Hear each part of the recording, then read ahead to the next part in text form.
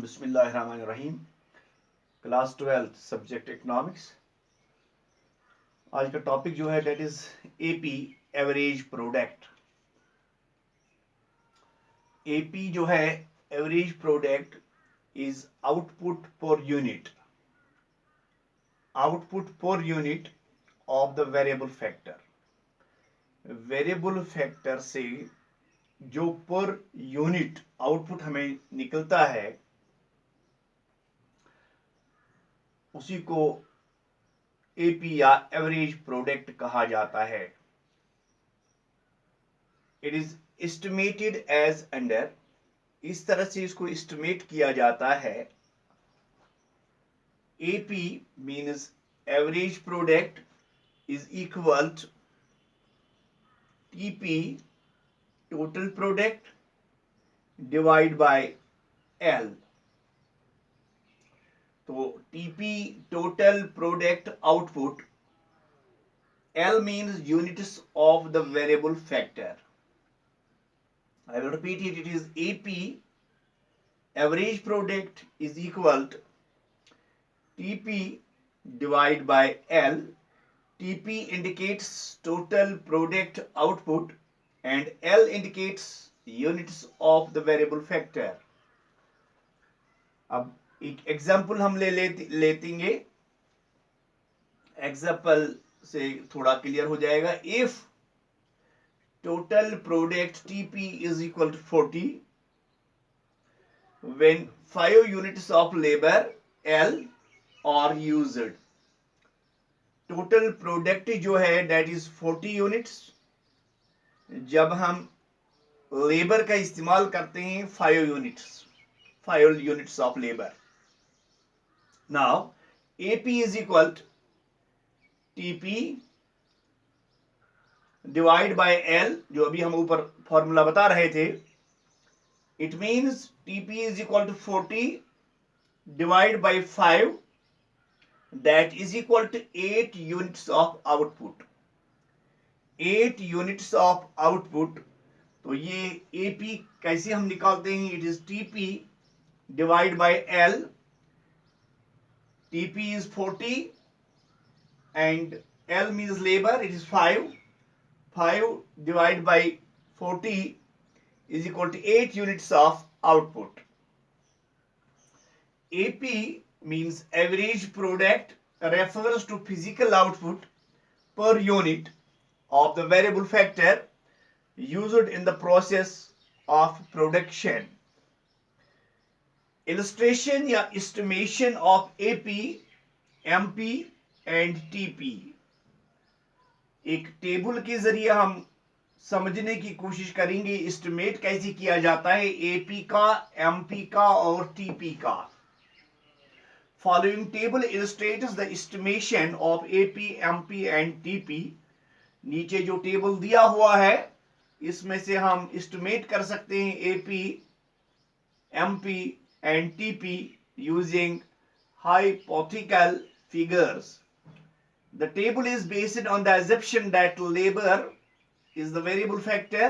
इसमें हमने ये assume किया है कि labor जो है it is a variable factor, it can change, and that some constant amount of fixed factor is used in the process of production.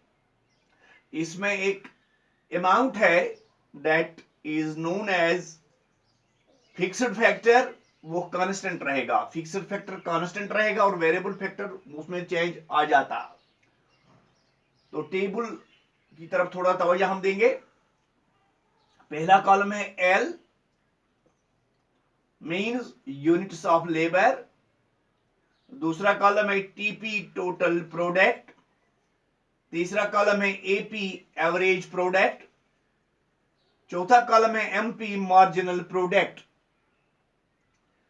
तो लेबर, अगर एक लेबर का हम इस्तेमाल करते हैं पहली पोजीशन है तो टोटल प्रोडक्ट जो है वहां से 50 यूनिट्स हमें आ जाते हैं। तो उसकी एवरेज कैसे निकालेंगे? 50 डिवाइड बाय 1 दैट इज 50। अब मार्जिनल प्रोडक्ट कैसे निकालेंगे हम? MP, TP 1 minus TP 0 that is equal TP1 यहां जो है दैट इज 50, TP0 जो है इससे पहले जो था वो कुछ भी नहीं था, that was 0, 50 minus 0 that is 50। अब दूसरी पोजीशन हम लेंगे, जब दो लेबर का हम इस्तेमाल करेंगे तो उस वक्त टोटल प्रोडक्ट जो है दैट इज 90। एवरेज कैसे निकालेंगे? It is 90 divide by 2 that is 45। अब मार्जिनल प्रोडक्ट कैसे निकालेंगे? That is TP2 minus TP1। TP2 है 90 माइनस 50, TP1 है 50, मीन्स 90 माइनस 50 दैट इज 40। तो एवरेज प्रोडक्ट जो है दैट इज 40। तो it is marginal product is 40। अब तीसरी पे हम जाएंगे, जब तीन लेबर काम करते हैं that is total product is 120। Average product जो है that is 120 divide by 3 is equal to 40। तो मार्जिनल प्रोडक्ट कैसे निकालेंगे? TP3 minus TP2 is equal to 120 minus 90 that is 30। इसी तरह से जब चौथा लेबर काम करेगा 140, टोटल प्रोडक्ट, एवरेज प्रोडक्ट है 140 डिवाइड बाई 4 दैट इज 35।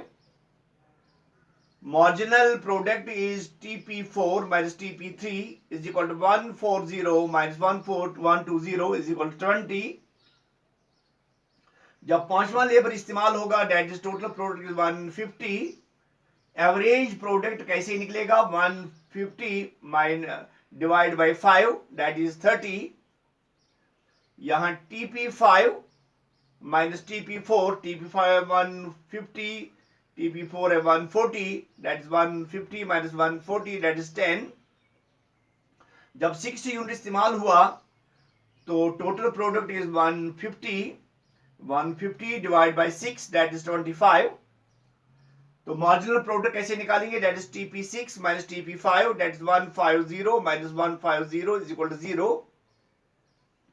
जब सेवंथ प्रोडक्ट इस्तेमाल हुआ labour that is 147 total product.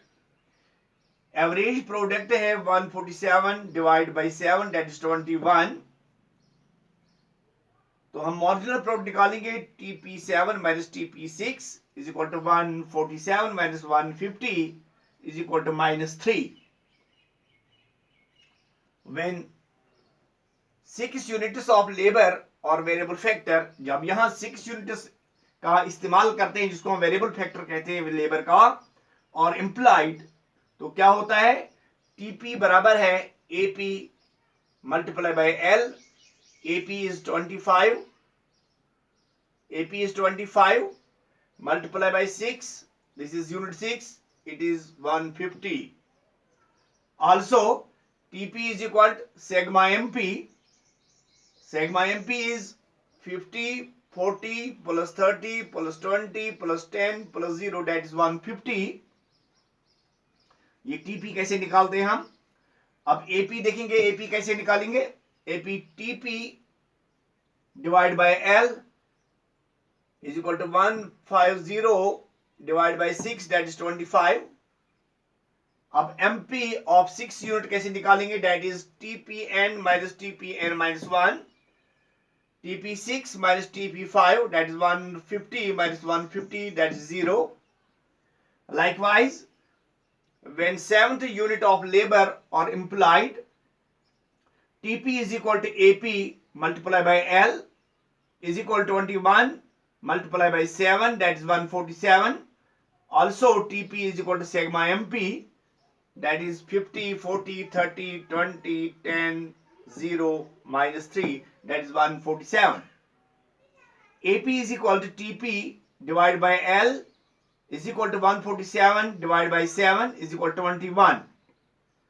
MP of 7th unit is equal to TPN minus TPN minus 1 is equal to TP minus TP1 is equal to TP7 minus TP6 is equal to 147 minus 150 that is equal to minus 3। तो ये हमने देखा table के जरिए हम total product, average product और marginal product कैसे निकालेंगे टेबल के जरिए। इट इज वेरी इजी, समझने की जरूरत है, फॉर्मूला को याद रखना है और ये खुद ब खुद हो जाएगा। नेगेटिव एमपी क्या होता है? Negative MP, MP means marginal product. तो MP can be negative, MP negative भी हो सकता है marginal product in certain situations, कुछ हालात में, particularly when there is excessive employment और डिसगाइज्ड अनएम्प्लॉयमेंट। उस वक्त जब एक्सेसिव एम्प्लॉयमेंट होगी या डिसगाइज्ड एम्प्लॉयमेंट होगी। एक्सेसिव एम्प्लॉयमेंट हम उसको कहेंगे अगर 5 लेबर कहीं पे सफिशिएंट है, आउटपुट ठीक आता है।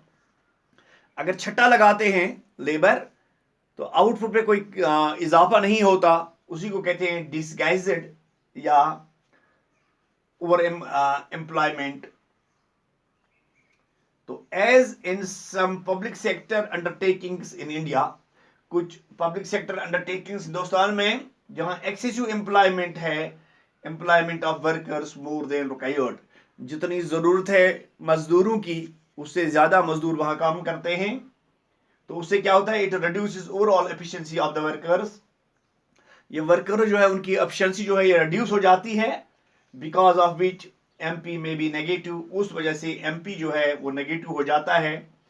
सच सिचुएशंस टीपी इंक्रीज हो जाता है व्हेन सम वर्कर्स और विड्रॉन, जब कुछ ये क्या कहेंगे हम, वर्कर्स को विड्रॉ किया जाता है तो टीपी में इजाफा हो जाता है। तो this was today's topic, average product. इस पे हमने आज बात की टोटल प्रोडक्ट की भी कैसे निकालेंगे, एवरेज प्रोडक्ट की भी और मार्जिनल प्रोडक्ट की भी हमने बात की, और उसके अलावा हमने बात की नेगेटिव मार्जिनल प्रोडक्ट की। Thank you.